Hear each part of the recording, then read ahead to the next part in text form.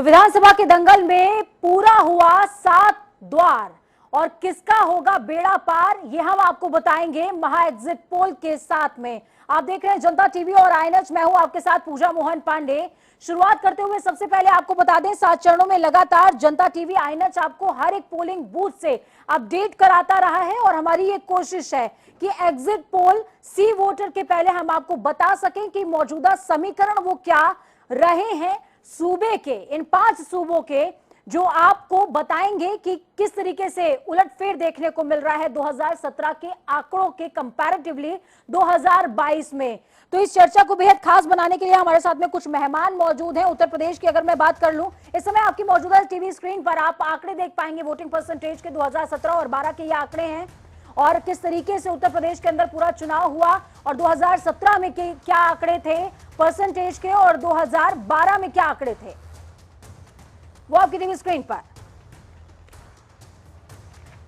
चलिए मेहमानों से मैं तब तक आपको रूबरू कराती हूँ। हमारे साथ में अमान खान जुड़े हुए हैं, नेता हैं आप समाजवादी पार्टी से। अमान जी बहुत स्वागत है जनता टीवी पर आपका। श्री मोहन तायल जी हमारे साथ में जुड़े हुए हैं, नेता हैं बीजेपी के। बहुत स्वागत है श्री मोहन जी आपका। हमारे साथ में योगेश राणा जुड़े हुए हैं, उत्तराखंड के स्टेट हेड हैं। योगेश जी बहुत स्वागत है और मुझे उम्मीद है कि हम कुछ लमसम आंकड़े या समीकरण तमाम जनता को बता पाएंगे, क्योंकि रिपोर्टिंग ग्राउंड जीरो पर हमने लगातार कोशिश करी है कि हर एक खबरों से हम अपडेट कर सकें। मथुरा दत्त जोशी हमारे साथ में जुड़े हुए महामंत्री हैं ये कांग्रेस उत्तराखंड के। मथुरा दत्त जी बहुत स्वागत है जनता टीवी पर आपका।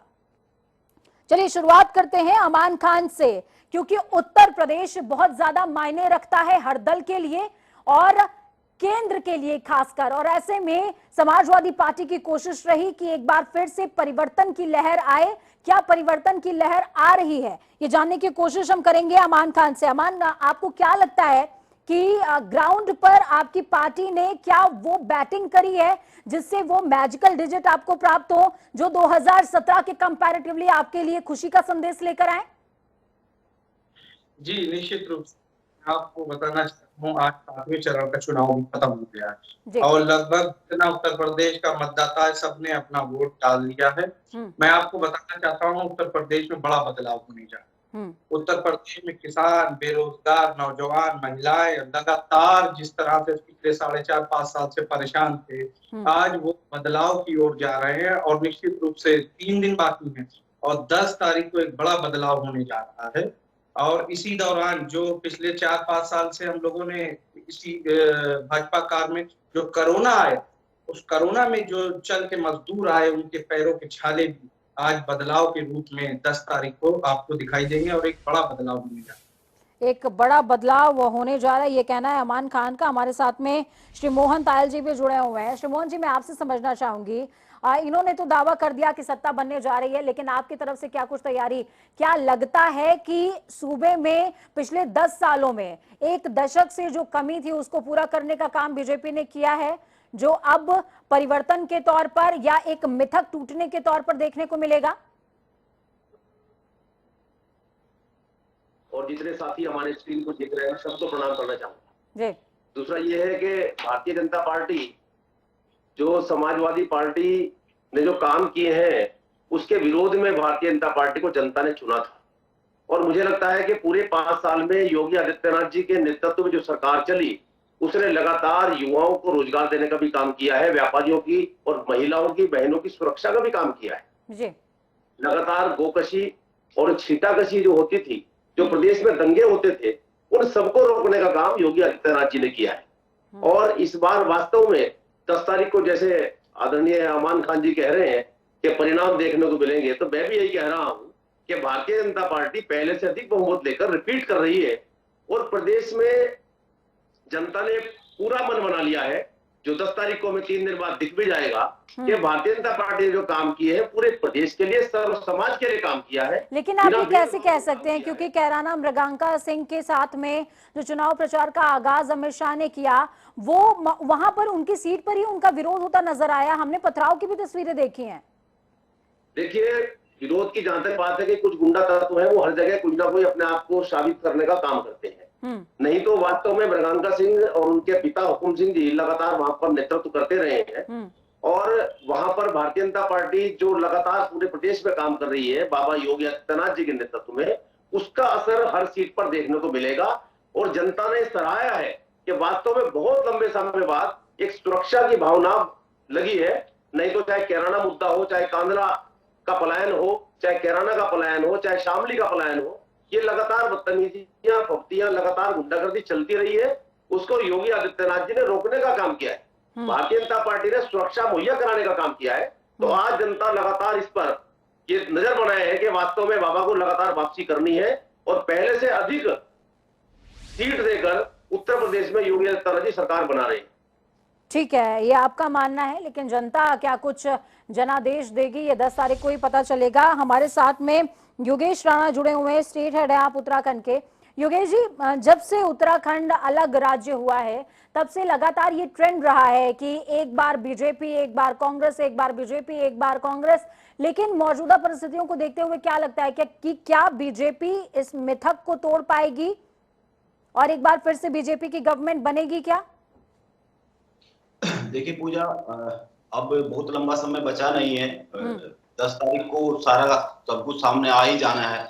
लेकिन अगर हम ट्रेंड को पकड़े, 10 तारीख को जो तस्वीर बनने जा रही है, उस तस्वीर की बहुत सारी झलक हमें पहले से महसूस हो सकती है, हम देख सकते हैं। अगर हम वोटिंग के बाद का ही देखें तो कांग्रेस जो उनकी अंदरूनी कुछ चीजें हैं, मुख्यमंत्री पद को लेकर जो उनमें एक रसाकशी है, जो एक आपस की एक दूसरे को थोड़ा सा पीछे करने की, आगे करने की होड़ है, उसको अगर छोड़ दे तो कांग्रेस बहुत निश्चिंत सी दिख रही है। और अगर हम बीजेपी की बात करें तो बीजेपी भीतरघात को लेकर बड़ी चिंता इसमें हो रही है। एक एक अलग अलग 4-4, 5-5 लोग कह चुके हैं कि भीतरघात की बहुत बड़ी बात हो रही है।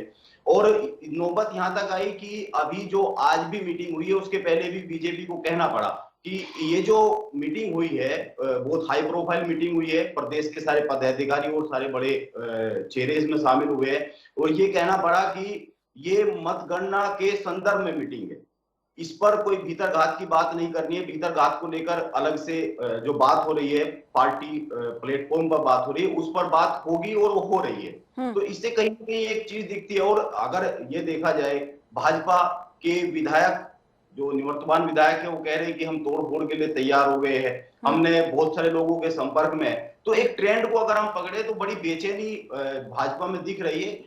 हालांकि दोनों ही पक्ष ये दिखता है कि इस बार बहुत इस तरह नहीं मान के चल रहे कि हम बहुत फुल मेजोरिटी के साथ आ रहे हैं। ये संगठन मान के चल रहे, बीजेपी और कांग्रेस की जो एक्टिविटीज है उससे दिख रही है। अब परिणाम क्या आएगा वो तो 10 तारीख को सामने आ ही जाएगा। लेकिन इस बार बड़ी बेचैनी दिख रही है और बेचैनी से एक मैसेज ये तो जा रहा है कि हालांकि एग्जिट पोल के माध्यम से बहुत सारी तस्वीर बनेगी, लेकिन एक तस्वीर ये तो बन रही है कि कहीं ना कहीं भीतर खाने भाजपा में ज्यादा चिंता दिख रही है। ठीक है, भीतर खाने भाजपा में ज्यादा चिंता दिख रही है, ये कहना है योगेश जी का। संजीव वर्मा से इस पर मैं वर्डिक्ट ले लेती हूँ। संजीव वर्मा हमारे साथ में बीजेपी मीडिया सह प्रभारी जुड़े हुए हैं। संजीव जी, बहुत स्वागत है आपका। पहले तो मैं आपसे समझना चाहूंगी, देखिए डिबेट्स में भी आप लगातार हमारे साथ जुड़ते रहे हैं, बीजेपी के अंदर इतनी बेचैनी किस बात की है? लगातार आपके जो विधायक हैं वो भीतरघात के आरोप लगा रहे हैं। चुनाव के बाद तो शांति होनी चाहिए थी, एकजुटता नजर आनी चाहिए थी, लेकिन वो नहीं नजर आ रही है। यही वजह है कि सवालिया निशान खड़े हो रहे हैं और समीकरण जो साधने की कोशिश हुई है उस पर भी प्रश्न चिन्ह लग रहा है। मैडम देखिए, मैं पहले आपको स्पष्ट करना चाहता हूँ कि भारतीय जनता पार्टी ने पूरी एकजुटता के साथ 2022 का जो विधानसभा चुनाव वो लड़ा है और 60+ का जो हम एक ध्येय लेके चल रहे थे उसको हम एक बहुत अच्छे मार्जिन के साथ हम अचीव करने जा रहे हैं। और जिस तरह से कांग्रेस बटी हुई पूरे चुनाव के दौरान पूरी बटी रही और एक पंच परमेश्वर की जो भूमिका में उत्तराखंड में कांग्रेस रही है, 5-5 इन लोगों के अध्यक्ष थे, 5 कोण थे, 5 दिशाएं थी और हर व्यक्ति एक दूसरे को निपटाने में लगा हुआ था। मैं सोचता हूँ वो लोग आपस के झगड़ों में ही उलझे रहे और भारतीय जनता पार्टी ने विकास के मुद्दे पर और डबल इंजन का जो हम लोगों ने काम किया है प्रदेश भर में, हम अपने कामों के बल पर जनता के बीच गए। जनता का हमको भरपूर आशीर्वाद मिला और मैं सोचता हूँ 10 तारीख आपको को जो ये नहीं चुनाव लगता है संजीव जी, आपको ये नहीं लगता कि 3 मुख्यमंत्रियों को चेंज करना ये बीजेपी के लिए कहीं ना कहीं बहुत बड़ा बैकड्रॉप रहा है? मैडम देखिए, भारतीय जनता पार्टी एक कैडर बेस्ड पार्टी है। हम लोग समय समय पर जिस तरह से आपने एक बात कही 3 मुख्यमंत्री की, तो भारतीय जनता पार्टी का प्रत्येक कार्यकर्ता, वो चाहे मुख्यमंत्री हो, चाहे मंत्री हो, चाहे एक सामान्य कार्यकर्ता हो, हर व्यक्ति अपने आप को एक पार्टी का सिपाही के रूप में अपना काम करता है। और पार्टी जिस समय जिस भी कार्यकर्ता को जो भी दायित्व देती है, वह अपने दायित्व को अच्छे से बखूबी उसका निर्वहन करता है। और उसके बाद पार्टी अपने कार्यकर्ताओं को, अपने पदाधिकारियों को जिस भी दायित्व में उचित समझती है, समय समय पर ठीक है, मैं आपके पास आऊंगी। आप लगातार जिस तरीके की बातें कर रहे हैं उससे साफ तौर पर नजर आ रहा है ये कहीं ना कहीं डैमेज कंट्रोल वाली सिचुएशन बीजेपी के सामने खड़ी हो गई है, और इस सिचुएशन को मैं समझ भी सकती हूँ। योगेश जी हमारे साथ में जुड़े हुए हैं। योगेश जी के पास जब मैं वापस आऊंगी, योगेश जी, तो मेरा सवाल आपसे कांग्रेस को लेकर के होगा कि क्या हरीश रावत को लैंड कराने में बहुत ज्यादा देरी कर दी है कांग्रेस ने, जिस देरी का खामियाजा अब उनको प्रीतम और हरीश गुट के तौर पर देखने को मिल रहा है? ये सवाल मेरा आपसे होगा। चलिए सपा का रुख कर लेते हैं। सपा के जो हमारे साथ में प्रवक्ता जुड़े हुए हैं अमान खान, मैं आपसे समझना चाहूंगी, अमान जी, आपको क्या ये लगता है कि AIMIM की जो एंट्री हुई है इस बार यूपी के अंदर, वो आपके लिए जो है कहीं ना कहीं डैमेज करने वाली आपके लिए सिचुएशन है समाजवादी पार्टी के लिए? मैं आपको ये बताना चाहता हूँ कि AIMIM कोई भी सीट नहीं जीत रही है, और उससे हमारा कोई भी दूर दूर तक कहीं डैमेज नहीं है। तो आपसे ये कहना चाहता हूँ कि देखिए, पूरा चुनाव, ये 7वें चरण का आज चुनाव खत्म हो गया है। पूरा चुनाव पहले चरण से लेकर 7वें चरण तक आप पश्चिम देखिए तो किसान और भाजपा, जो किसान ने भाजपा के खिलाफ वोट किया है, और आप आज लेकिन पश्चिम में तो इस तरह की भी गूंज है कि आपने जिन सीटों से पश्चिम में अपने मुस्लिम प्रत्याशियों को उतार दिया है, उनको जो जाट है वो वोट नहीं देंगे। इस तरीके की भी बातें आ रही है निकल करके सामने ग्राउंड से। मैडम, ये सारे मुद्दे इस वक्त, ये सारे आरोप, ये सारे चीजें इस वक्त किनारे हैं, और अगर इस वक्त सामने है तो सिर्फ बेरोजगारी, महंगाई, और जिस तरह से किसान पूरे देश ने देखा। अच्छा, आप ये बताइए, पिछले 5 साल से उत्तर प्रदेश में डबल इंजन, मुझे तो लगता है, और उत्तर प्रदेश की जनता को लगता है, ये डबल इंजन टकरा गए, और टकराने की वजह से कोई भी इंजन काम नहीं कर पाया है। देखिए किस तरह से लगातार आज पूर्वांचल की तरफ वोटिंग थी। नौजवानों का कल एक वीडियो वायरल हुआ था, जो इलाहाबाद यूनिवर्सिटी से ट्रेन पे भर भर के जा रहे थे। देखिए, हम समीकरणों पर, अमान जी, हम समीकरणों पर बातचीत कर रहे हैं, और उसी पर बातचीत करें तो मेरे ख्याल में बेहतर होगा। इसको पॉलिटिकल प्लेटफॉर्म अभी ना ही बनाया जाए तो अच्छा है। चलिए, हमारे साथ में तौकीर जुड़े हुए हैं। तौकीर, जिन्होंने लगातार ग्राउंड जीरो पर आप लोगों को वो तस्वीरें दिखाई हैं जो आप तक पहुंचनी बेहद ज्यादा जरूरी है। तौकीर हमारे साथ में जुड़े हुए हैं। तौकीर, पहले चरण से लेकर के 7वां चरण, आज हमने 7 चक्र पार कर लिए हैं, और 7वें चक्र के बाद सवाल ये कि आखिरकार किसके हिस्से में कमान जा रही है।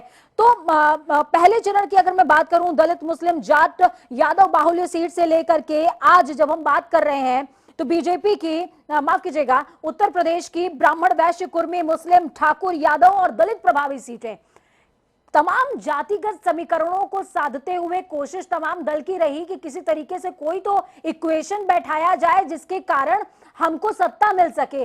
लेकिन क्या ग्राउंड पर वो इक्वेशन बनती बिगड़ती नजर आ रही है क्या तौकीर, या फिर सीटों का जो डिस्ट्रीब्यूशन है वो इस बार इतना अच्छा नहीं था कि अपेक्षित परिणाम मिल सके?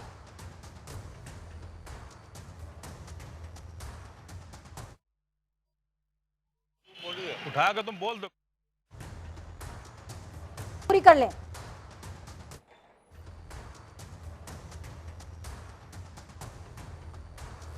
तौकीर हमारे साथ में जुड़े हुए हैं। तौकीर, मैं आपसे समझना चाहूंगी, पहले चरण से लेकर के 7वें चरण को हमने क्रॉस कर लिया उत्तर प्रदेश में, आपने हर चरण में लगभग ग्राउंड पर पहुंच करके रिपोर्टिंग करी है। मौजूदा समीकरण क्या कहते हैं तौकीर, कि हवा किसकी तरफ, भगवा लहराएगा या फिर जनता इस बार साइकिल की सवारी पसंद कर रही है, इको फ्रेंडली होना चाहती है? चलिए, तौकीर से हमारा संपर्क नहीं हो पा रहा है, लगातार हमारी कोशिश की तौकीर से बातचीत हो सके। चलिए, योगेश राणा का मैं रुख करूंगी। उत्तराखंड की बातचीत हम कर रहे हैं। योगेश जी, देखिए, हरीश रावत को लेकर के मेरा आपसे सवाल था कि क्या देवभूमि में हरीश रावत के नेतृत्व को स्वीकार करने में उनके दल ने देरी करी या आला कमान ने हरीश रावत को लैंड कराने में देरी करी? ये उसके लिए कहीं ना कहीं वो अपेक्षित तो वैसा परिणाम ना लेकर के आए जितना ज्यादा परिणाम बेहतर कांग्रेस के लिए हो सकता था। आपको क्या लगता है? बिल्कुल पूजा, देखिए हरीश रावत की अगर बात करें उत्तराखंड को लेकर, तो हरीश रावत तकरीबन 1 साल पहले से इस जद्दोजहद में लग गए थे कि मुख्यमंत्री का चेहरा प्रदेश में घोषित किया जाए, और लगातार उनकी बात सुनी नहीं जा रही थी। और उन्होंने हल्द्वानी में एक बड़ा कार्यक्रम किया था और वहां पर माया उपाध्याय ने एक गाना लॉन्च किया था। वो केवल इसीलिए था कि हरीश रावत को चेहरे के तौर पर घोषित किया जाए। लेकिन हरीश रावत को चेहरे के तौर पर घोषित करने से कांग्रेस को जितना लाभ दिख रहा था, उसके मुकाबले एक दूसरी समीकरण ये भी बन रही थी कि कांग्रेस में जो योगेश जी, मैं आपको यहाँ पर रोकना चाहूंगी, अपनी बात को पूरा कीजिएगा। इस बीच सी वोटर का एग्जिट पोल सामने आ गया उत्तराखंड को लेकर के। भाजपा 26 से 32 सीटें मिलती नजर आ रही है कांग्रेस को। 32 से लेकर 38 सीटें, 70 में से आम आदमी पार्टी के हिस्से में 2 सीटें जाती हुई 0 से 2 सीटों तक का मामला बन सकता है। तो वहीं निर्दलीय जो बागी खड़े हुए हैं, बागियों के हिस्से में 3 से 7 सीटें जा सकती हैं और ये समीकरण बेहद दिलचस्प बनता बिगड़ता नजर आ रहा है। योगेश जी, मैं इस समीकरण पर आपसे चर्चा करना चाहूंगी। उत्तराखंड को लेकर के कहा जा रहा है कि भाजपा के हिस्से में सी वोटर ये बात कह रहा है। अभी फिलहाल हम अपने आंकड़े जो है वो डिस्क्लोज नहीं कर रहे हैं, कुछ देर के बाद वो आंकड़े हम डिस्क्लोज करेंगे। भाजपा के हिस्से में 26 से 32 सीटें जाती हुई नजर आ रही हैं और कांग्रेस के हिस्से में सी वोटर ने 32 से 38 सीटें दी हैं। इन आंकड़ों में कितनी सत्यता नजर आ रही है या फिर ये फ्लक्चुएट भी हो सकता है? बिल्कुल पूजा, जो आंकड़े सामने आ रहे हैं, ये आंकड़े लग रहा है कि लगभग सही दिशा की तरफ जाते हुए है। क्योंकि अगर आप दोनों दलों की बेचैनी देखेंगे कि दोनों दल ये मान के चल रहे हैं कि हम बहुमत के आसपास कहीं रुक जा रहे हैं। इसीलिए लगातार जो बात हो रही है प्रदेश में, ये हो रही है कि 7 से 8 सीटें निर्दलीय बीएसपी या आम आदमी पार्टी 1 या 2 सीटें निकाल लेगी। तो लगातार जो पिछले 5-7 दिन से एक्टिविटी है दोनों पार्टियों की, वो भाजपा की वो कांग्रेस की, तो ये है कि जो निर्दलीय है और जो अतिरिक्त है उनको कैसे साधा जा सके, जो संभावित विजेता हो सकते हैं। और बीजेपी तो खुलेआम कह ही दिया है कि जो निश्चित रूप से जीतने वाले उम्मीदवार हमें दिख रहे हैं, हम उनके संपर्क में हैं। और हरीश रावत की ये शुरू से चिंता रही है। लेकिन योगेश जी, देखिए, इसमें आंकड़े बहुत दिलचस्प हैं। आंकड़े जो 26 से 32 बीजेपी की तरफ इशारा कर रहे हैं, 32 से 38 कांग्रेस की तरफ इशारा कर रहे हैं। अगर ये आंकड़े मान लीजिए कांग्रेस के 32 पर ही स्टॉप हो जाते हैं और भाजपा के हिस्से में 30 तक के आंकड़े आते हैं, तो ये निर्दलियों का जो आंकड़ा है ये कमाल कर सकता है, ये मैजिकल मोमेंट क्रिएट कर सकता है कहीं ना कहीं कि भाजपा की बढ़त हो जाए। क्योंकि कहा जाता है कि बीजेपी तोड़फोड़ करने में, आरोप लगते रहे बीजेपी के ऊपर कि तोड़फोड़ करने में माहिर है वो, और अभी से कन्विंसिंग मोड पर निशंक जी को लगा दिया गया है, मदन कौशिक को लगा दिया गया है, इस तरीके की बातें भी आ रही हैं ग्राउंड से। बिल्कुल, इसमें कोई दो राय नहीं पूजा, वो कैलाश विजयवर्गीय आ गए हैं। अगर आप इस चीज को देखें, अगर मान लीजिए जनादेश थोड़ा सा भी त्रिशंकु जाता है, तो जनादेश त्रिशंकु को मैनेज करने के लिए बीजेपी सबसे ज्यादा उतावली दिख रही है, सबसे आगे दिख रही है। बीजेपी की जो बड़ी लीडरशिप है, कैलाश विजयवर्गीय आ गए हैं और यहाँ पर प्रभारी, प्रदेश प्रभारी, चुनाव प्रभारी से लेकर, और निशंक को पहले ही इस दिशा में लगा दिया गया। ये मान के चला जा रहा था कि हरिद्वार में कुछ न कुछ बसपा की जो सीटें वो निकल सकती है। तो बीएसपी को वहां कैसे मैनेज किया जा सकता है, और जो निर्दलीय उनको, इसमें कोई दो राय नहीं है। बीजेपी इस दिशा में और सबसे बड़ी बात ये कि जहां तक मैं समझ पा रही हूँ योगेश जी, अगर बीजेपी के अंदर जिस तरीके की भीतर घात की खबरें सामने आ रही हैं, उन्होंने अपने ही विधायक उनके ऊपर आरोप लगा रहे हैं, और अगर इस तरह की सिचुएशंस ना पैदा होती तो हो सकता है कि ये आंकड़े आज हम कुछ उल्टे बता रहे होते, कांग्रेस का आंकड़ा बीजेपी का आंकड़ा होता, बीजेपी का आंकड़ा कांग्रेस का आंकड़ा होता। इसमें भी कोई दो राय नहीं है।